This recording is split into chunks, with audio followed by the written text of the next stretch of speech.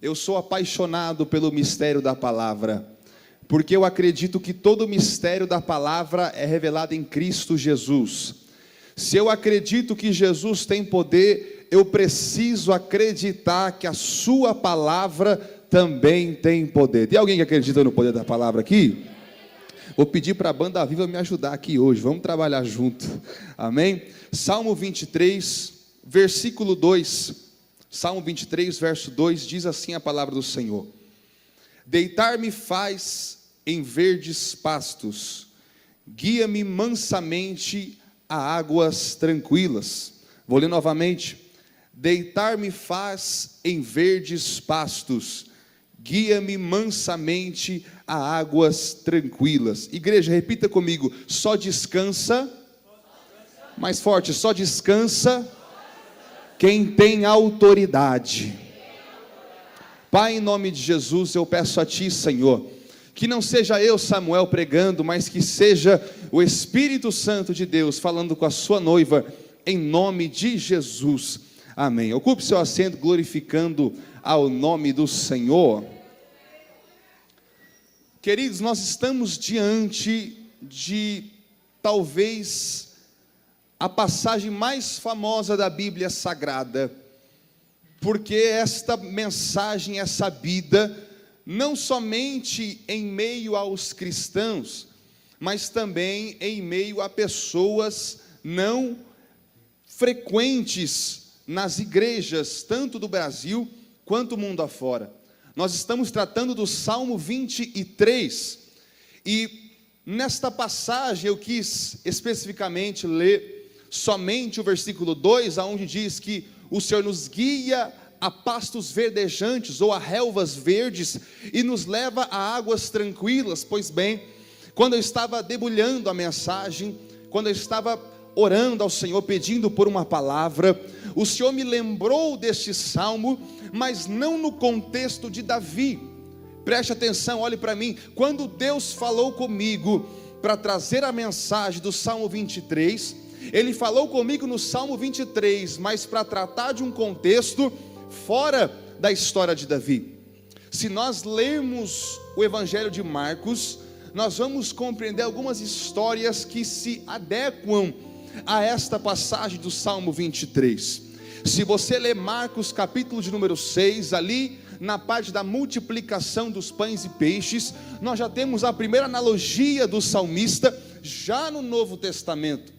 Quando Jesus e os seus discípulos chegaram à costa do mar da Galileia, eles veem que há uma multidão seguindo Jesus, há uma multidão seguindo a Jesus pelo que Ele faz, pelos sinais e maravilhas que Ele tem operado naquele tempo, naquele momento.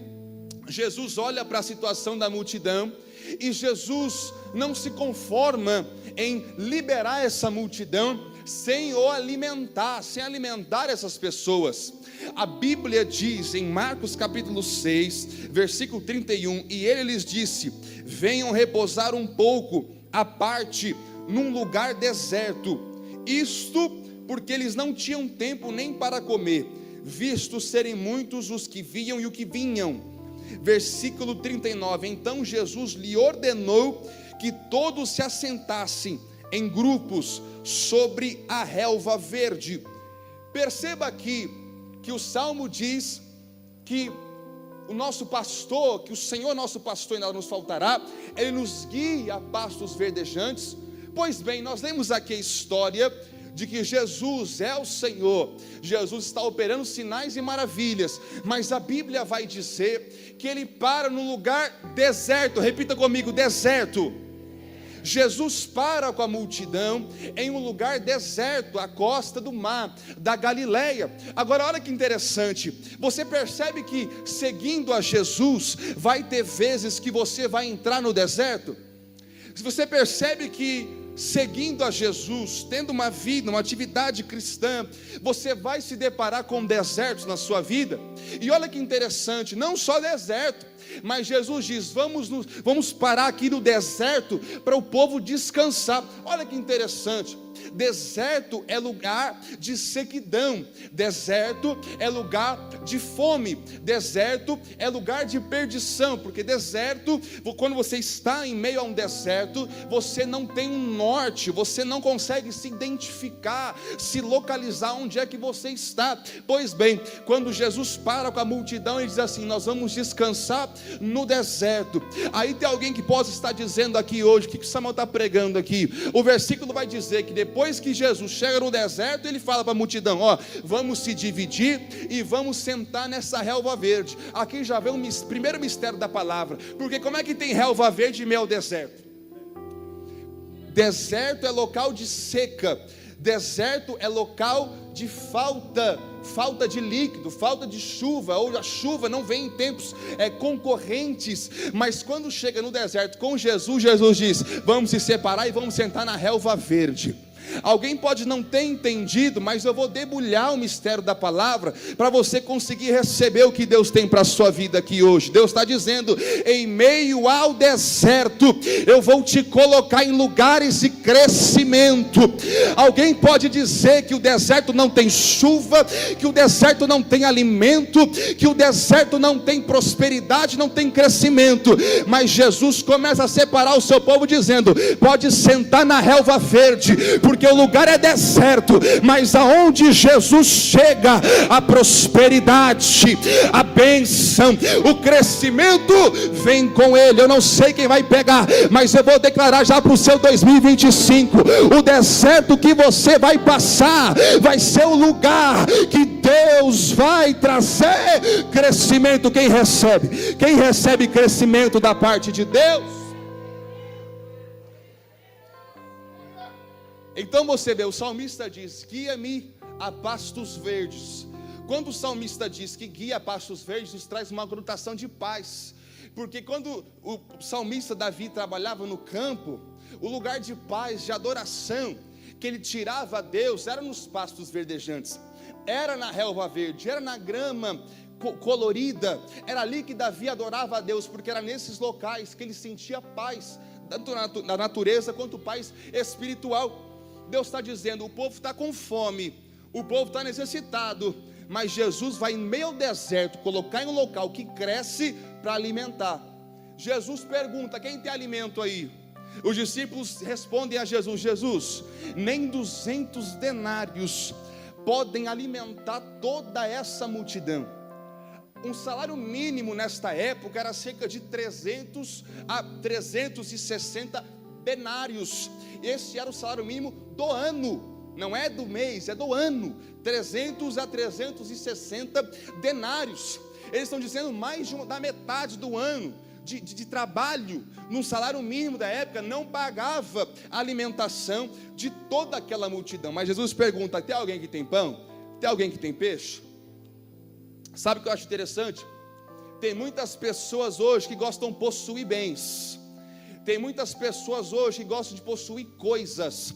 Tem muitas pessoas hoje que gostam de possuir posições. Mas tem alguém aqui que trouxe pão?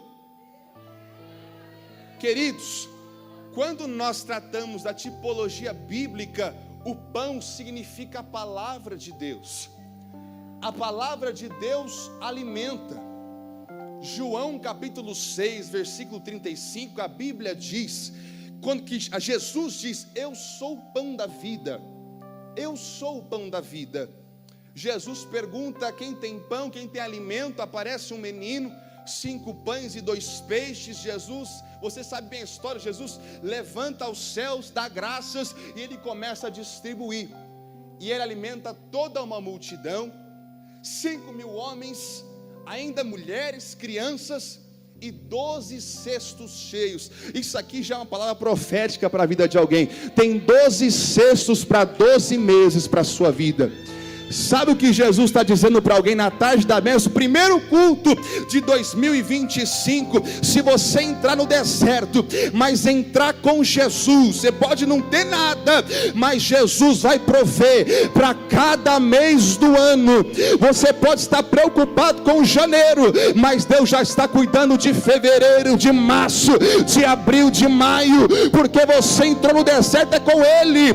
Quem te levou para o deserto não foi o inimigo, quem te levou para o deserto não foi seu rival. Se você entrou no deserto com Jesus, Jesus se responsabiliza da sua vida. Só quem vai receber barulho de glória em nome de Jesus. Com a gratidão que Jesus elevou aos céus, houve a multiplicação. Então, o local que era deserto, Deus faz crescer relva, Deus coloca o povo assentado na relva, Deus multiplica os pães e peixes, alimenta as pessoas que estão sentadas na relva, no deserto, e ainda sobra. E ainda sobra. Sabe por quê? Deserto é sinônimo de escassez, mas deserto com Jesus é sinônimo de provisão. Alguém pode estar perguntando: Samuel, mas não é perigoso entrar no deserto? Eu vou liberar uma palavra profética para você. Eu vou debulhar o mistério da palavra para você aqui nessa tarde. Sabe por quê? O mesmo Deus que dá a visão é o Deus que dá a provisão. Pode entrar no deserto com Jesus, filho, porque o mesmo Deus que dá a visão é o Deus que dá a provisão. Não temas, não temas, não temas.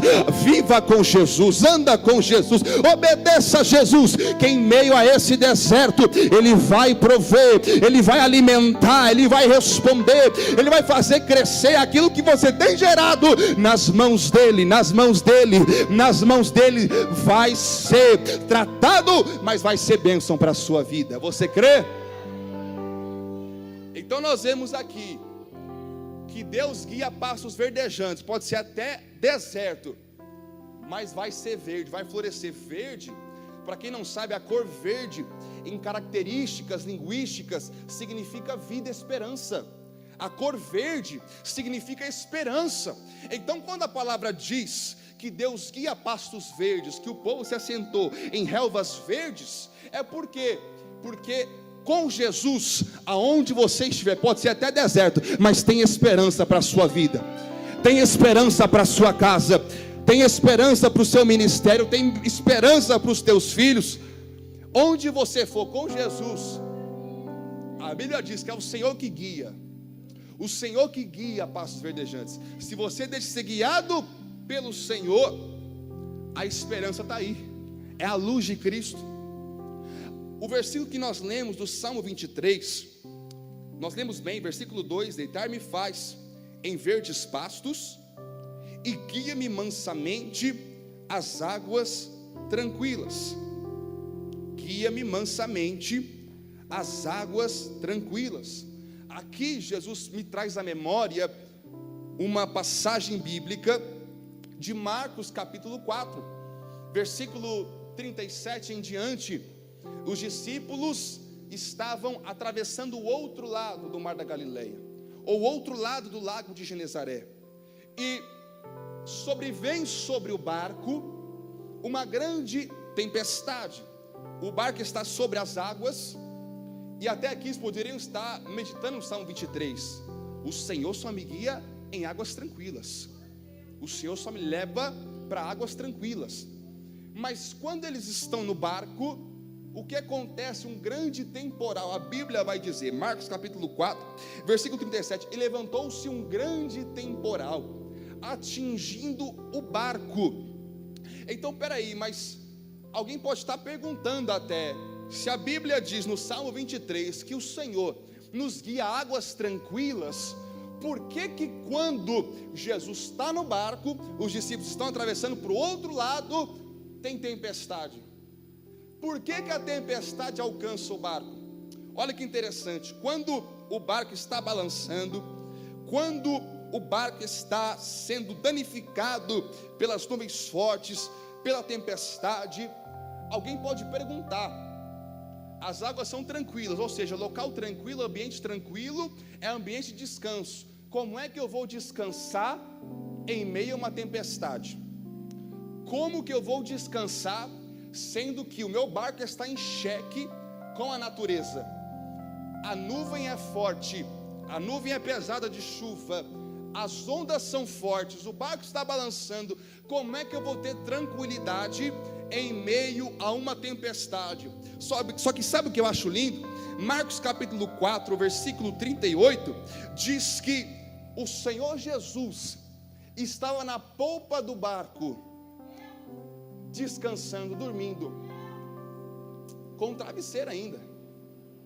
Jesus estava dormindo, o barco estava sendo atingido por tempestade, a água estava balançando o barco, os discípulos estavam com medo, mas Jesus estava na proa do barco, dormindo. Sabe o que eu acho lindo?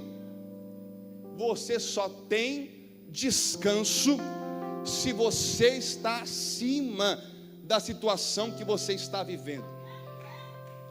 Posso dar um exemplo?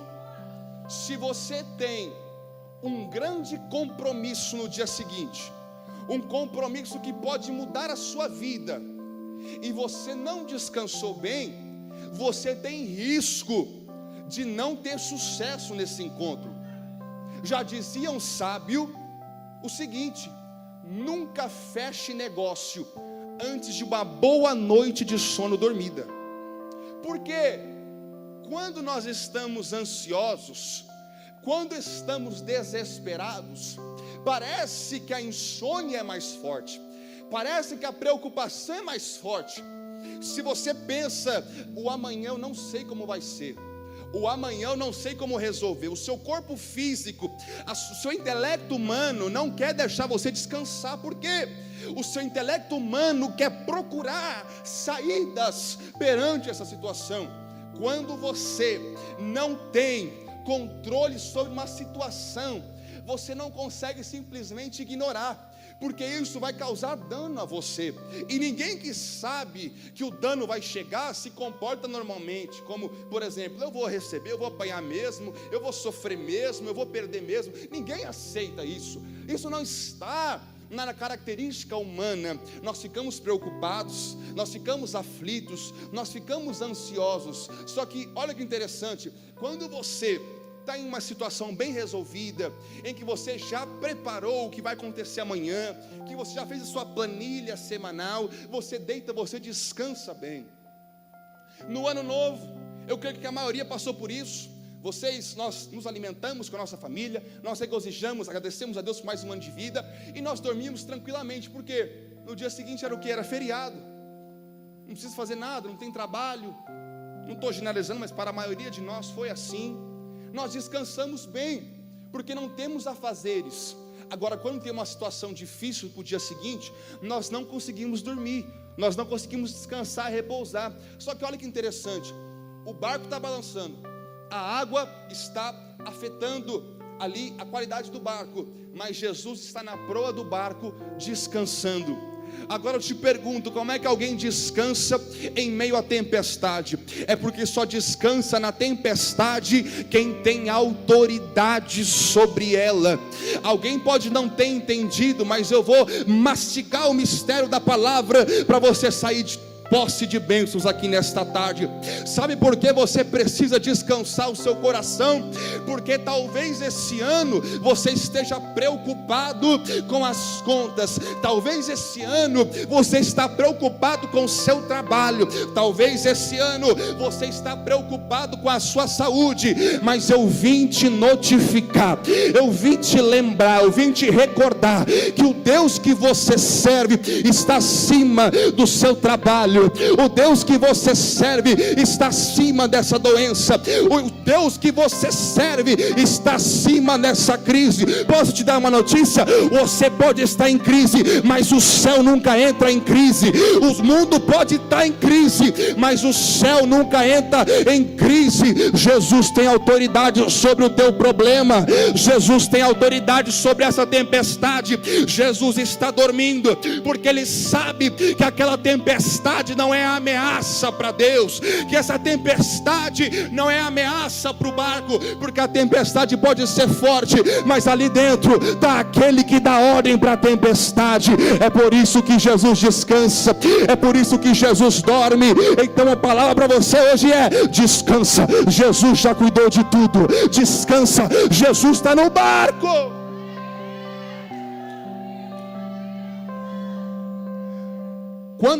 Quando Deus cria Adão e Eva, Deus dá trabalho imediato para eles? Não.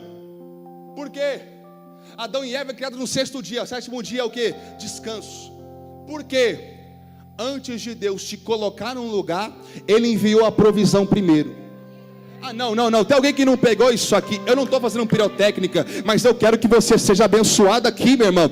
Antes de Deus te colocar num lugar, a provisão vai primeiro. É igual Elias antes de chegar, já tinha provisão, já tinha corvo levando alimento, já tinha corvo levando. Sabe a palavra profética para hoje?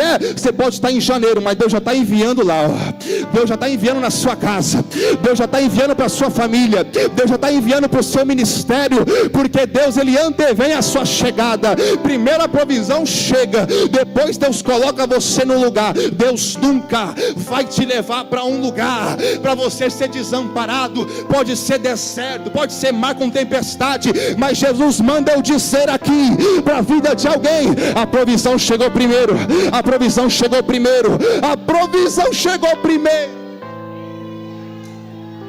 Oremanda candarabacala sébria, ela chorebacandara sai, urabacala xandarama candarawai.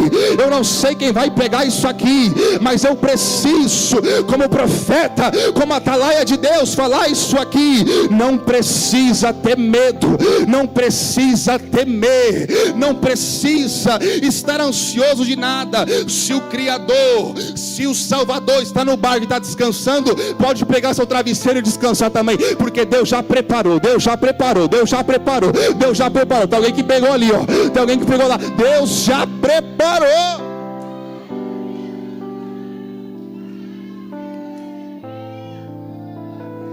Aí você entende porque depois que eles acordam Jesus desesperado, Jesus, o barco vai afundar, Jesus, o barco não vai aguentar. O que Jesus faz? Marcos capítulo 4. Ele levanta, dá ordem à tempestade: cala-te, aquieta-te. E imediatamente a tempestade teve que ir embora. Você está a uma palavra, você está a uma ordenança de Deus mover a história da sua vida. E se for falta de palavra, eu, tomado do Espírito Santo, libero agora. Deus está chegando no negócio, Deus está chegando para intervir, Deus está chegando para transformar, Jesus está chegando para acalmar. 1 Pedro capítulo 5 versículo 7: lançai sobre ele toda a vossa ansiedade, porque ele tem cuidado de vós. Joga no peito de Jesus, que Jesus domina, bate embaixadinha e manda para longe, porque Jesus está cuidando, Jesus está cuidando, Jesus está cuidando.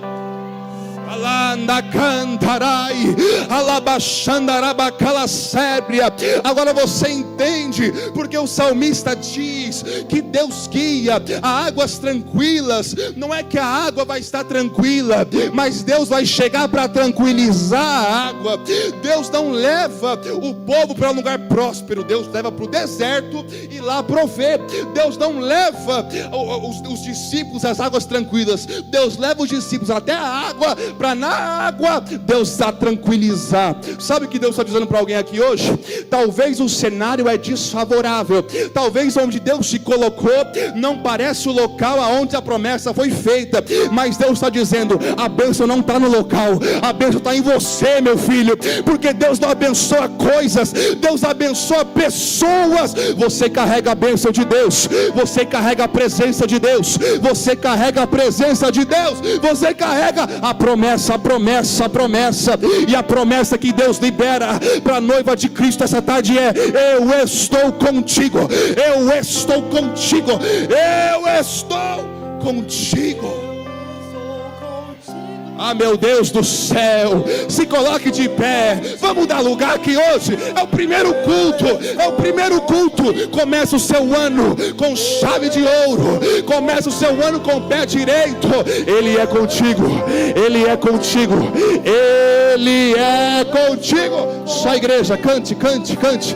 Declara sobre a sua casa, declara sobre o seu casamento, declara sobre o seu ministério, declara sobre a tua igreja.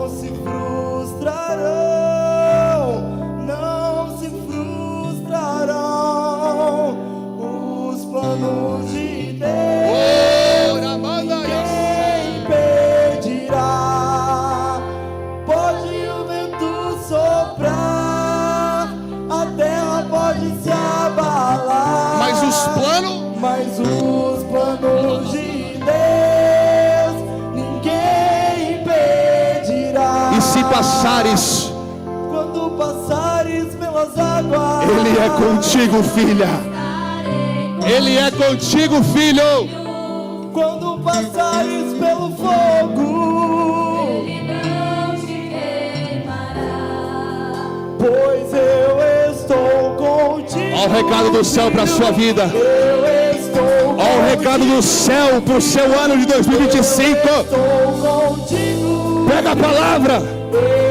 Pega a palavra. Pega a palavra. Eu estou contigo, filho. Eu estou contigo, filho. Eu estou contigo, filho. Eu estou contigo, filho.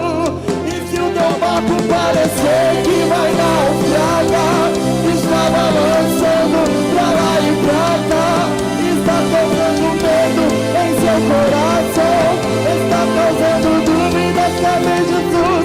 Mas olha só quem vem aí, andando sobre as águas, parece que é Jesus. Andando sobre as águas, está dando uma ordem para o vento. Sou o dono do tempo, sou o dono daqui, sou o dono do mar.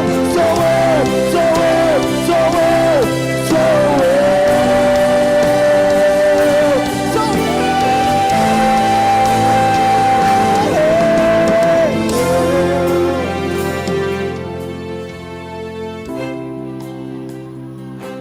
Não é que Deus não vai permitir você entrar no deserto, mas você entra no deserto com Ele. Não é que Deus vai te impedir de ir para a tempestade, mas é que Deus vai para a tempestade contigo. Não é sobre o lugar, é sobre quem te leva para o lugar. Não é sobre a situação, mas é sobre quem está no controle da situação. Deus é contigo.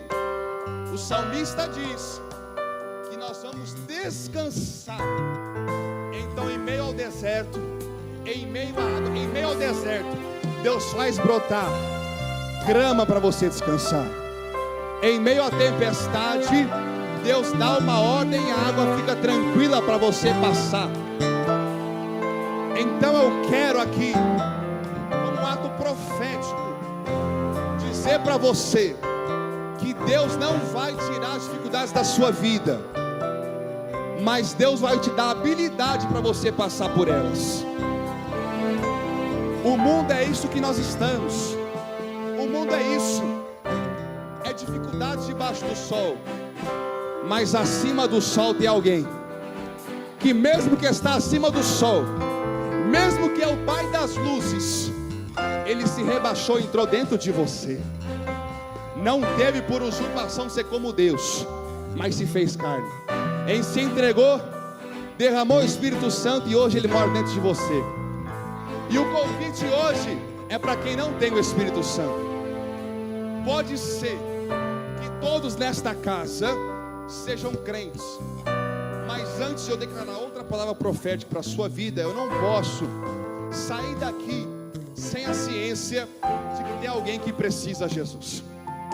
Então eu lanço a pergunta: tem alguém alguém aqui nessa tarde que nunca aceitou Jesus como seu único e suficiente Salvador, ou tem alguém aqui hoje que já foi crente, pode dizer, tantos anos eu fui crente, mas eu virei esse ano desviado, eu entrei em 2025 fora da presença de Deus. Irmão, ser crente não é estar na igreja, ser crente não é usar uma roupa de acordo com os costumes propagados pelo nosso evangelho. Ser crente é você ter a ciência que você está vivendo na direção de Jesus Cristo. Se você se encontra fora dessa direção, você precisa aceitar Jesus hoje. Já disse aqui, talvez não tenha ninguém, até porque se tiver alguém é porque Deus te escolheu mesmo, irmão. Porque segundo dia do ano, primeiro culto do ano, você está aqui, irmão, é porque Jesus te separou para te salvar hoje. Então vou fazer o seguinte, irmão, seja sincero. Se não tiver ninguém, é o Espírito Santo que convence. A palavra foi pregada, agora está nas mãos dele. Mas se tiver alguém, irmão, não minta na casa de Deus, está na casa do seu pai, não precisa ter vergonha. Eu vou convidar todos os crentes firmes que se assentem, só fica de pé quem é desviado ou quem nunca aceitou Jesus. Por gentileza, sinceridade no seu ato, porque Jesus separou esse dia para te salvar, irmão. Você tem noção que Jesus marcou na agenda, dia 2 de janeiro, eu vou salvar meu filho, eu vou salvar minha filha. Nós temos aqui uma querida que está de pé, nós temos um jovem ali que está de pé, e eu quero convidar, vocês querem Jesus? Porque o que acontece? Jesus, Ele vai te dar habilidade para você suportar. Aplauda aí, aplauda. Deus tem um plano contigo, ninguém impedirá, ninguém pode te ajudar, ninguém pode te levantar. Mas se Deus tem um plano contigo, ninguém impedirá. Aleluia. Jovem, você quer Jesus para 2025? Vem aqui para frente, você é meu convidado especial. Aplauda Jesus pela vida dele. Ninguém impedirá. Mais alguém? Tem mais alguém que de repente se assentou com vergonha? Alguém que se assentou com timidez, dizendo: a casa é grande, tem muita gente, estou com vergonha. Essa é a sua última oportunidade agora. Mas em nome de Jesus não será a sua última oportunidade da vida. Não tem mais ninguém? 1, 2, 3, amém. Eu quero, vem mais para cá, por favor, por gentileza. A igreja estende as mãos para a confissão de fé. Vocês vão repetir comigo essas palavras: Senhor Jesus, eu te recebo como meu Senhor e Salvador da minha vida. Perdoa os meus pecados e escreva meu nome no livro da vida. Me guarda e me guia até a sua volta. Amém. Pai, em nome de Jesus, eu peço, Senhor, que a unção de Deus, que o sangue do Cordeiro desça sobre a cabeça desta mulher e deste jovem, que eles possam vivenciar o novo de Deus, o efatá de Deus, as maravilhas de Deus. Deus, eu oro que o Senhor possa levantar, consagrar, usar em nome de Jesus, e que eles possam ser uma bênção na casa, na família, no trabalho, na rua, que eles possam ser imitadores de Cristo até a sua volta, em nome de Jesus. E a igreja aplauda com alegria. Adora, adora, adora, adora, adora. Está balançando pra lá e pra cá, está causando medo em seu coração, está causando dúvidas, cadê Jesus? Mas olha só quem vem aí, andando sobre as águas, parece que é Jesus, andando sobre as águas, está dando uma ordem para o vento. Sou eu dono do tempo, sou eu dono daqui, sou eu dono do mar, sou eu, sou eu, sou eu, sou eu. Ele é o dono de tudo. Aplauda o Senhor, avivamento da fé. As promessas de Deus não podem falhar sobre a tua vida. Aleluia. Quantos podem glorificar o Senhor Jesus pela palavra nessa tarde? Aleluia.